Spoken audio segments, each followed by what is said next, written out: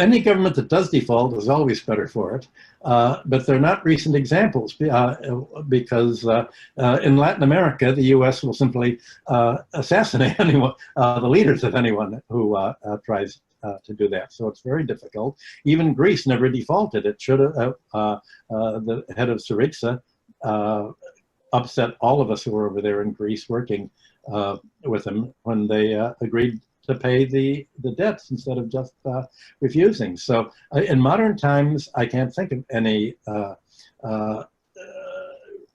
organized refusal. So you really have to carve new territory out. I mean, in Rome in 490 BC, the Romans just said, well, if you have to pay the debt, we're going to walk out of the city.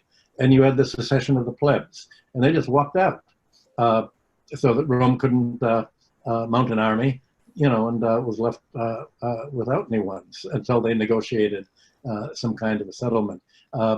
People are not about to just abandon the indebted cities, but that's what would happen to the cities if the cities tried to pay the debts without, by taxing the income earners through an income tax and the sales tax, instead of taxing real estate and the landlords and corporate business. Then that city would lose its population pretty quickly, because who would want to live?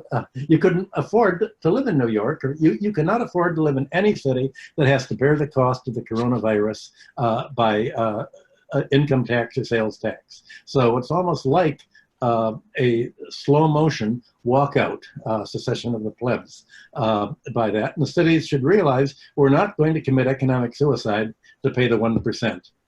We're not going to pay the bills. If you don't like it, then then you print the money in Washington to pay us, the cities and states, not just your campaign contributors.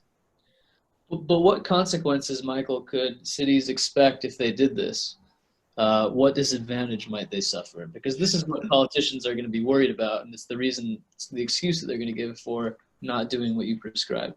They'd make New York and any city doing that would be the nicest place to live, because it would be like the German economic miracle when its debts were canceled in 1948. A debt-free city will be much better than a city that doesn't have to pay debts. And you can be pretty sure that the landlords and the bondholders would go to Washington, and Washington would just print the money out to give them. So everybody will end up much better off when the debts are not paid. Cities exist in the complexity of an economy that is integrated regionally, nationally, internationally. So I think what most people think is that there are going to be consequences. People who have money, who are the source of private investment, which, we don't have public investment right now. So cities fell all over themselves in competing to get Amazon to come, right? And so if I understand you correctly, you're talking about saying we're not going to play by those rules anymore. We're going to take care of ourselves. Yeah.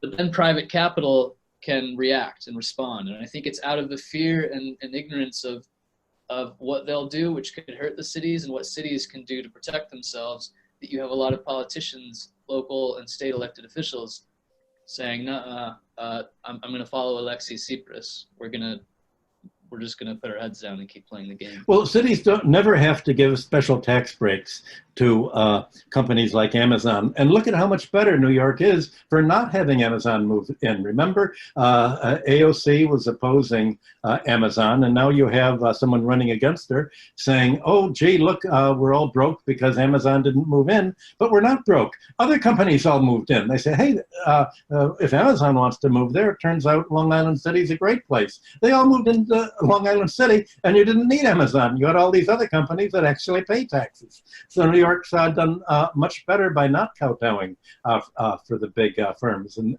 their lobbyists. There are many more taxpayers than there are bondholders, so the taxpayers can vote in whatever politicians they want. But they can't bribe the politicians. like the bondholders of the financial sector tends to do. So they have to somehow organize a way to bypass the bribed politicians or the creatures of Wall Street who are pretending to be populist, but actually turned out to be Democratic National Committee thugs. But what can small cities and counties do who don't have the work with others, work with bigger small cities and more counties, band together and say, this is something that we're all in it together.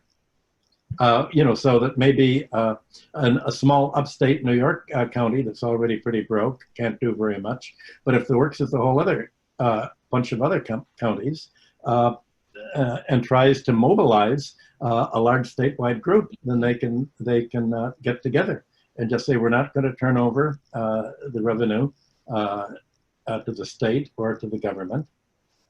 We're not going to do it. And what will the government do? The most voters would be very sympathetic with such a move.